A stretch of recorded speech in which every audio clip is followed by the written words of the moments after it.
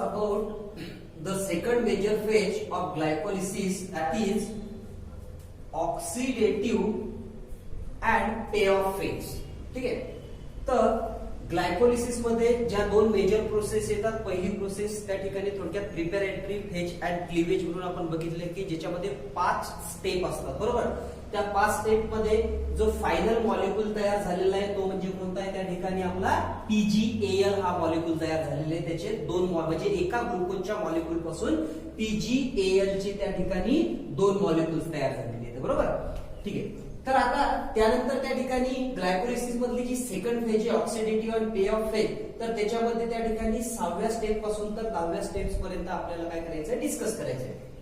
पहा, तर ऑक्सिडेटिव्ह आणि पे ऑफ फेज मध्ये त्या ठिकाणी काय घडत असते, mainly during this phase oxidation by removal of hydrogen. तुम्हाला ऑक्सिडेशनची डेफिनेशन चांगल्या पद्धतीने माहिती की ऑक्सिडेशन म्हणजे काय आहे, एकतर ऑक्सिजन ऍड होणे किंवा हायड्रोजन घटकचं रिमूव्हल होणे. तर यामध्ये जे ऑक्सिडेशन होत असते तर ते कशा पद्धतीने होत असते, by removal of hydrogen. During this phase oxidation by removal of hydrogen takes place and then there is ATP generation, that is harvest energy, बरोबर. तर ह्या फेज मध्ये काय होते की हायड्रोजन घटकाचं रिमूव्हल होते. हायड्रोजन घटकाचं रिमूव्हल झाल्यामुळे त्या ठिकाणी ऑक्सिडेशन घडायला लागलं आणि ऍट द सेम टाइम तिथं त्या ठिकाणी ATP जनरेशन म्हणजे जे एनर्जी मॉलिक्यूल येतं, तर एनर्जी मॉलिक्यूल काय करायला लागले, त्या ठिकाणी थोडक्यात फॉर्म व्हायला लागले. तर त्यानंतर 5व्या स्टेप नंतर त्या ठिकाणी थोडक्यात याच्यामध्ये सेकंड फेज मध्ये येणारी 6वी स्टेप म्हणजे कोणती आहे, oxidation and phosphorylation. In presence of enzyme phosphoglyceraldehyde dehydrogenase. एक एन्झाइम असते फॉस्फोग्लिसरॅल्डिहाइड डिहायड्रोजनेज. ठीक आहे. अशा प्रकारचे एन्झाइम की जे फॉस्फोग्लिसरॅल्डिहाइड जे आपलं PgAl आहे, तर ते एन्झाइम त्या PgAl चं काय करणार, त्या ठिकाणी डिहायड्रोजनेशन करणार, म्हणजे त्याच्यातून हायड्रोजनचं रिमूव्हल करणार, हायड्रोजन त्यामधून काढून टाकणार. आणि त्याच्यानुसार मग एन्झाइमचं नाव काय सांगितलं, in presence of enzyme phosphoglyceraldehyde dehydrogenase 3PgAl. कोणते, 3PgAl अंडरगोज डिहायड्रोजनेशन. तर 3PgAl चं काय होते, त्या ठिकाणी डिहायड्रोजनेशन होते, म्हणजे त्याच्यातून हायड्रोजन त्या ठिकाणी काय करतो, निघून जात असतो, बरोबर. At the same time it undergoes phosphorylation. आणि ज्या टायमाला आपलं फॉस्फोग्लिसरॅल्डिहाइड याचं डिहायड्रोजनेशन होत असते, ऍट द सेम टाइम और सायमल्टेनियसली PgAl अंडरगोज फॉस्फोरिलेशन. तर त्याचं फॉस्फोरिलेशन सुद्धा होत असते. म्हणजे एक प्रोसेस काय घडायला लागली की त्याच्यामधून त्या ठिकाणी हायड्रोजन घटकाचं रिमूव्हल व्हायला लागलं. काय व्हायला लागलं, त्या ठिकाणी हायड्रोजन घटकाचं रिमूव्हल व्हायला लागलं. आणि दुसरी गोष्ट अशी घडायला लागली की त्या ठिकाणी थोडक्यात त्याचं फॉस्फोरिलेशन सुद्धा व्हायला लागलं. ठीक आहे. At the same time it undergoes phosphorylation, that is inorganic phosphate. जो इनऑर्गॅनिक फॉस्फेट असतो तो inorganic phosphate gets incorporated to give diphosphoglyceric acid. तर काय होते की फॉस्फोग्लिसरॅल्डिहाइड डिहायड्रोजनेज एन्झाइमच्या प्रेझेन्स मध्ये PgAl घटकाचं डिहायड्रोजनेशन होते. त्याच टायमाला त्या ठिकाणी थोडक्यात त्या PgAl घटकाचं फॉस्फोरिलेशन सुद्धा होत असते. फॉस्फोरिलेशन होते म्हणजे नेमकं काय होते की जे इनऑर्गॅनिक फॉस्फेट राहत असतात गेट्स इनकॉर्पोरेटेड टू गिव्ह, म्हणजे ते त्या PgAl घटकासोबत मिळतात, बरोबर. आणि त्याच्यामधून कोणते प्रोडक्ट यील्ड होतात, टू गिव्ह 1,3-डायPGA. डायPGA मीन्स फॉस्फोग्लिसरिक ऍसिड. ठीक आहे.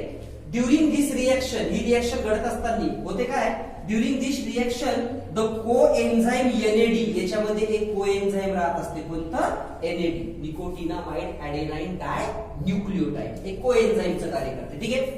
टेक्स अप, तर हे काय करते, त्या ठिकाणी हे हायड्रोजनचे जे आयन्स राहत असतात, म्हणजे या PgAl घटकामधून जे हायड्रोजनचे आयन निघून गेले, ते हायड्रोजनचे आयन त्या ठिकाणी कोणामार्फत घेतले जात असतात, या कोएन्झाइम NAD मार्फत घेतले जात असतात, बरोबर. आणि यानं हे हायड्रोजन घेतल्यामुळे त्या ठिकाणी NAD काय करते, हायड्रोजन घ्यायला लागला म्हणजे it gets reduce and get reduce to NaDH2. त्याचं रूपांतर कशामध्ये होते, त्या ठिकाणी NaDH2 मध्ये होते. काय झालं, रिएक्शन कशा प्रकारची आहे, PgAl घटकाचं डिहायड्रोजनेशन होते, म्हणजे त्याच्यातून हायड्रोजन निघून जातात. त्याच्यानंतर त्या ठिकाणी थोडक्यात हे जे फॉस्फोरिक ऍसिड असते तर ह्या फॉस्फोरिक ऍसिड मधून इनऑर्गॅनिक फॉस्फेट या पीजीएल घटकासोबत ऍड होतो, म्हणजे याचा अर्थ हायड्रोजन निघून चालला आणि पीजी आपल्या H3PO4 मधला फॉस्फेट याच्यासोबत ऍड व्हायला लागला, डिहायड्रोजनेशन व्हायला लागलं एक, आणि दुसरी गोष्ट त्याच्यामध्ये त्या ठिकाणी काय व्हायला लागलं की जे फॉस्फेट आहे तो ऍड व्हायला लागला, म्हणजे त्याचं फॉस्फोरिलेशन व्हायला लागलं. आता यामधून निघून गेलेले जे हायड्रोजन आहे तर ते हायड्रोजन हे कोएन्झाइम जे राहत असतं NAD याच्या मार्फत घेतल्या जात असतात आणि घेतल्याच्या नंतर त्या ठिकाणी त्याचं रूपांतर होते NADH2 मध्ये. आणि जे PgAl असतात तर PgAl चं त्या ठिकाणी कन्व्हर्जन होत असते त्याच्यामध्ये 1,3 डाय PGA घटकामध्ये. आता डाय PGA म्हणजे याचा अर्थ काय आहे की PGA मध्ये PgAl मध्ये त्या ठिकाणी सुरुवातीलाच काय होतं एक फॉस्फेट होता, बरोबर. आता त्याच्यानंतर परत एक इनऑर्गॅनिक फॉस्फेट त्याच्यामध्ये ऍड झाला, म्हणजे दोन फॉस्फेट झाले, 1 नंबरच्या कार्बनला 1 आणि 3 नंबरच्या कार्बनला 1, आणि म्हणून 1,3 डाय PGA अँड NADH2. तर अशा पद्धतीने या ठिकाणी थोडक्यात ऑक्सिडेशन अँड फॉस्फोरिलेशन होत असतं. ठीक आहे, पहा तर आपल्याला एक फ्लो चार्ट दिलेला आहे, फ्लो चार्ट मधून आपण परत बघून घेऊ की जे PgAl आहे फॉस्फोग्लिसर अल्डिहाइड याचं काय झालं त्या ठिकाणी थोडक्यात ऑक्सिडेशन आणि फॉस्फोरिलेशन झालं. काय झालं ऑक्सिडेशन आणि फॉस्फोरिलेशन, याच्यासाठी कोणाची मदत झाली H3PO4 या फॉस्फोरिक ऍसिडची मदत झाली, बरोबर.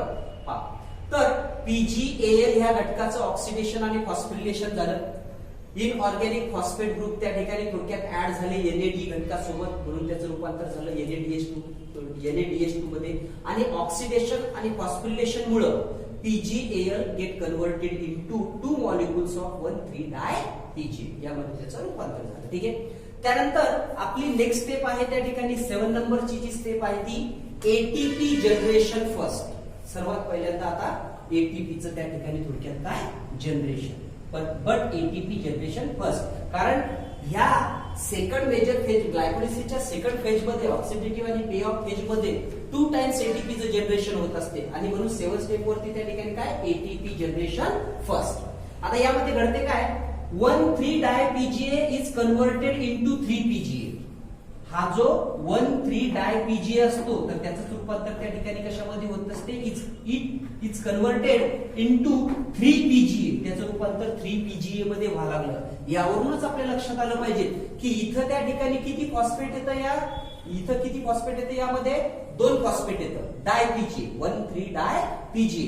आता याच्यामधला एक फॉस्फेट निघून चालला, म्हणजे याचा अर्थ साहजिकच तिथं काय राहायला लागलं फक्त 3 PGA राहायला लागलं. ठीक आहे, मग यामधला जो फॉस्फेट बाहेर पडतो तो फॉस्फेट त्या ठिकाणी ऍड होतो कुठल्या घटकासोबत ADP घटकासोबत, आणि ADP सोबत ऍड झाला की इट कन्वर्ट इनटू ATP. चला ATPचं जनरेशन. ठीक आहे, पहा 1,3 di PGA is converted into 3 PGA by removal of a phosphate group. 1,3 di PGA मधून त्या ठिकाणी एक फॉस्फेट ग्रुपचं रिमूव्हल होते. This phosphate combines with ADP. हा फॉस्फेट त्या ठिकाणी ADP सोबत कंबाईन होतो आणि काय प्रोड्यूस करतो to produce an ATP molecule. त्याच्यापासूनच त्या ठिकाणी ATP ची मॉलिक्यूल काय करतात प्रोड्यूस होत असतात, बरोबर. म्हणजे ह्या ADPचं कन्व्हर्जन ATP मध्ये होण्यासाठी जो फॉस्फेट मिळालेला आहे तो कशापासून मिळालेला आहे 1,3 डाय PGA घटकापासून, आणि म्हणून इथं कशाचं फॉर्मेशन झालं त्या ठिकाणी कशाचं जनरेशन झालं ATPचं जनरेशन झालेलं आहे. ठीक आहे, the reaction takes place in the presence of enzyme, आणि ही रिएक्शन ज्या एन्झाईम्स मध्ये घडत असते एन्झाईमच्या प्रेझेन्स मध्ये घडत असते ते एन्झाईम राहत असते त्या ठिकाणी फॉस्फोग्लिसरोकायनेज एन्झाईम. कुठलं फॉस्फोग्लिसरोकायनेज. आता 1,3 डाय PGA मध्ये 2 फॉस्फेट असतात तर ते एका फॉस्फेटला त्या ठिकाणी कट करते त्याच्यानुसार त्या ठिकाणी एन्झाईमचं नाव काय कायनेज, फॉस्फोग्लिसरोकायनेज. ठीक आहे, आणि रिएक्शन कशा पद्धतीने सांगते आपल्याला 1,3 डाय PGA त्यानंतर plus ADP in the presence of enzyme phosphoglycerokinase 3 PGA plus ATP. 3 PGA आणि ATP मध्ये काय असते रूपांतर होत असते. ठीक आहे, त्यानंतर त्या ठिकाणी थोडक्यात जी नेक्स्ट स्टेप आहे तर हे जे 3 PGA असतात तर या 3 PGA मध्ये त्या ठिकाणी फॉस्फेट ग्रुपची शिफ्टिंग होते.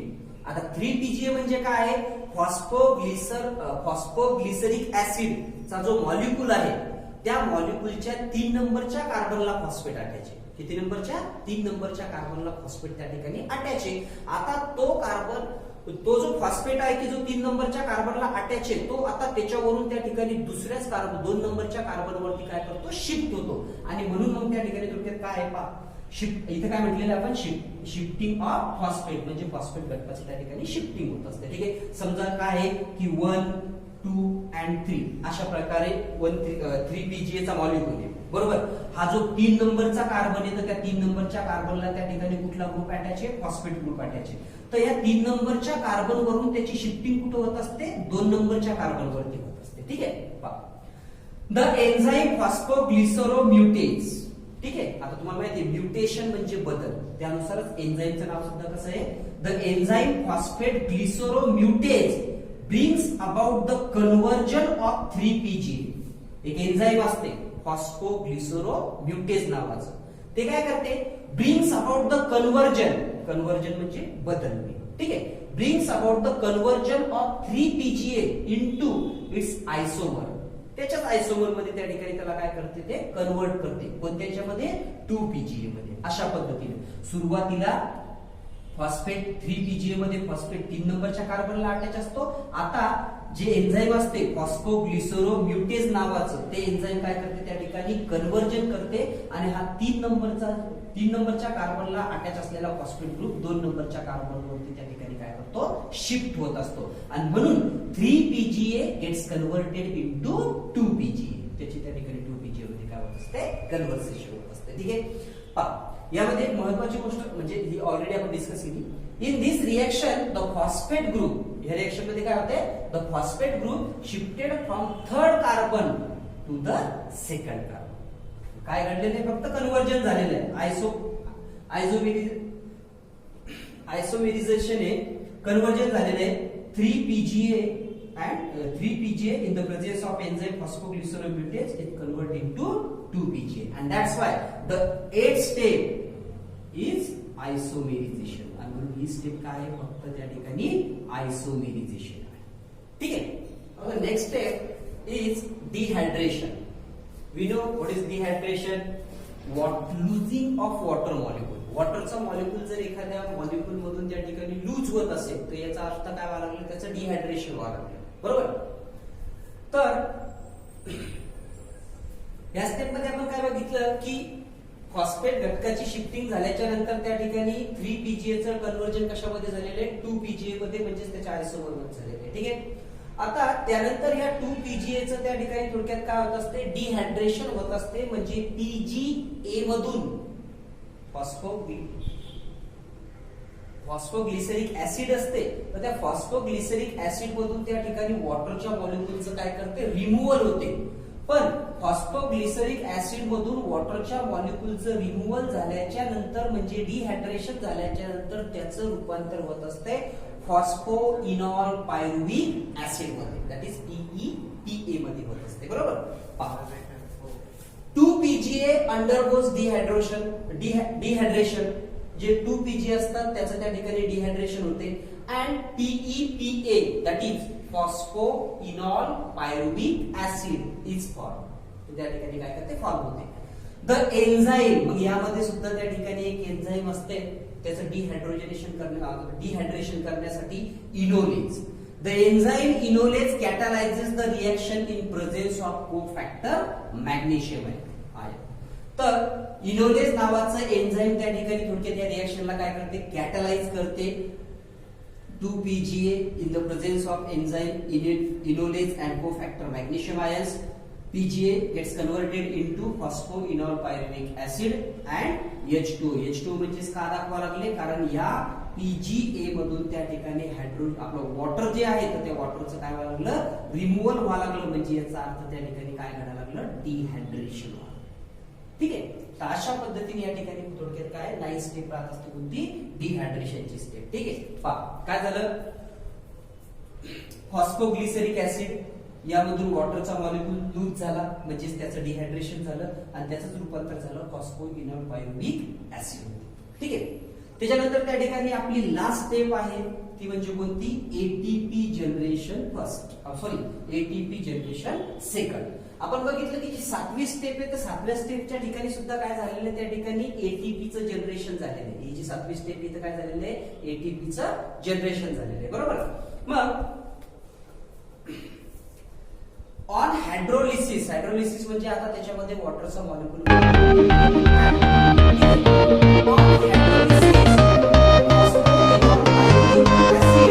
लुजेस अ फॉस्फेट ग्रुप. मग फॉस्फोइनॉल पायरुव्हिक ऍसिड मध्ये ज्यावेळेस वॉटरचा मॉलिक्यूल ऍड होतो तर वॉटरचा मॉलिक्यूल ऍड झाल्यामुळे फॉस्फोइनॉल पायरुव्हिक ऍसिड काय करते, त्या ठिकाणी जो फॉस्फेट ग्रुप असतो त्याच्यामध्ये एक फॉस्फेट ग्रुपला काय करतो, त्या ठिकाणी लूज करतो. आणि फॉस्फेट ग्रुप लूज केल्यामुळे phosphoenol pyruvic acid gets converted into pyruvic acid. ते फक्त कशामध्ये राहत असते, पायरुव्हिक ऍसिड मध्ये राहत असते. ठीक आहे. द फॉस्फेट ग्रुप, मग आता यामधून निघून गेलेला जो फॉस्फेट ग्रुप आहे त्या फॉस्फेट ग्रुपच्या बाबतीत काय घडते, the phosphate group combines with ADP. तो फॉस्फेट ग्रुप त्या ठिकाणी एडीपी सोबत कंबाइन होतो and ATP generation takes place in presence of enzyme pyruvate kinase. आणि पायरुवेट कायनेजच्या प्रेझेन्स मध्ये त्या ठिकाणी थोडक्यात काय होत असते, एटीपीचं जनरेशन होत असते. काय घडलं, रिएक्शन बघा. फॉस्फोइनॉल पायरुव्हिक ऍसिडचं हायड्रोलिसिस झालं म्हणजे त्याच्यामध्ये वॉटरचा मॉलिक्यूल ऍड झाला. वॉटरचा मॉलिक्यूल ऍड झाल्यामुळे फॉस्फोइनॉल पायरुव्हिक ऍसिडनं त्या ठिकाणी फॉस्फेट ग्रुप लूज केला. फॉस्फेट ग्रुप लूज केल्यामुळे फॉस्फोइनॉल पायरुव्हिक ऍसिडचं रूपांतर झालं कशामध्ये, फक्त पायरुव्हेट मध्ये किंवा पायरुव्हिक ऍसिड मध्ये. ठीक आहे. नंतर हा जो फॉस्फोइनॉल पायरुव्हिक ऍसिडनं लूज केलेला जो ग्रुप आहे, फॉस्फेट ग्रुप आहे, तो कशासोबत कंबाईन झाला, त्या ठिकाणी एडीपी सोबत. आणि एडीपी सोबत कंबाईन झाल्याच्या नंतर काय फॉर्म झालं, त्या ठिकाणी एटीपीचं फॉर्मेशन झालेलं आहे. ठीक आहे. Phosphoenol pyruvic acid phosphate group lose करतो. That group is taken by ADP combine with ADP, ADP सोबत कंबाईन होतो टू फॉर्म एटीपी. ठीक आहे. And final product of glycolysis that is pyruvic acid is form. आणि ग्लायकोलिसिसचं final product म्हणजेच पायरुव्हिक acid काय करत असते, त्या ठिकाणी फॉर्म होत असते. बरोबर. तर अशा पद्धतीने त्या ठिकाणी ग्लायकोलिसिस मध्ये एकूण 10 स्टेप असतात, 2 मेजर फेज असतात. पहिली असते प्रिपॅरेटरी फेज अँड क्लिवेज, सेकंड राहत असते oxidative and pay of phase. ठीक आहे. आता यामध्ये पण काय घडायला लागलं की ओव्हरऑल रिएक्शन्स कशा प्रकारची असणार. ठीक आहे. आता ग्लायकोलिसिस मध्ये काय होते, in glycolysis 1 glucose molecule is converted into 2 molecules of pyruvic acid. एक ग्लुकोजचा मॉलिक्यूल आहे तो पायरुव्हिक ऍसिडच्या 2 मॉलिक्यूल मध्ये काय करायला लागला, त्या ठिकाणी पूर्णपणे कन्वर्ट व्हायला लागला. आता पहा 6व्या नंबरची जी स्टेप आहे तर 6व्या नंबरच्या स्टेपला त्या ठिकाणी पीजीएल चे किती मॉलिक्यूल्स तयार झाले, त्या ठिकाणी 2 मॉलिक्यूल्स तयार झाले. बरोबर.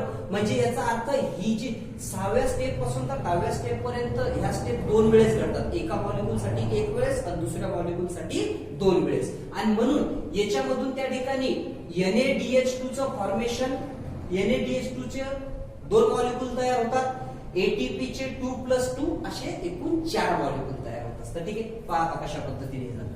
काय आपली total overall reaction, glucose, enzyme, NAD, ADP, PI that is inorganic phosphate. Enzymes असतात, ग्लायकोलिसिस घडते. ग्लुकोजचं रूपांतर कशामध्ये होते, 2 पायरुव्हिक ऍसिड मध्ये, 2 मॉलिक्यूल्स ऑफ पायरुव्हिक ऍसिड मध्ये. त्याच्यानंतर त्या ठिकाणी NAD हायड्रोजन ऍक्सेप्ट करतात, त्याचं रूपांतर म्हणजे ते रिड्यूस होत असतात NADH2 मध्ये. आणि ADP त्या ठिकाणी इनऑर्गॅनिक फॉस्फेटला ऍक्सेप्ट करतात आणि त्यांच्यापासून फॉर्मेशन होत असते कशाचं, त्या ठिकाणी एटीपीचं. तर 6व्या नंबरच्या स्टेप मध्ये त्या ठिकाणी काय सांगितलेलं आहे, ATP molecules are generated at step 7. 7व्या स्टेपच्या ठिकाणी अँड ऍट स्टेप 10. तर 7व्या अँड जी 10वी स्टेप असते तर ह्या 2 स्टेप मध्ये त्या ठिकाणी थोडक्यात काय करत असते, एटीपीचं फॉर्मेशन होत असते. Total 4 molecules of ATP are formed. याच्यामध्ये टोटल किती मॉलिक्यूल्स तयार होत असतात, एटीपीचे 4 मॉलिक्यूल्स तयार होत असतात. बरोबर. 2 molecules of NADH2 are also formed at the step 6. तर 6व्या स्टेपच्या ठिकाणी सुद्धा NADH2 चे 2 मॉलिक्यूल काय करत असतात, त्या ठिकाणी फॉर्म होत असतात. आणि अशा पद्धतीने आपला ग्लायकोलिसिसचा टॉपिक संपलेला आहे. याच्यावरती मी तुम्हाला नेक्स्ट लेक्चर मध्ये MCQ देणार आहे. त्याच्यामुळे हे 2 व्हिडिओ तुम्ही चांगल्या पद्धतीने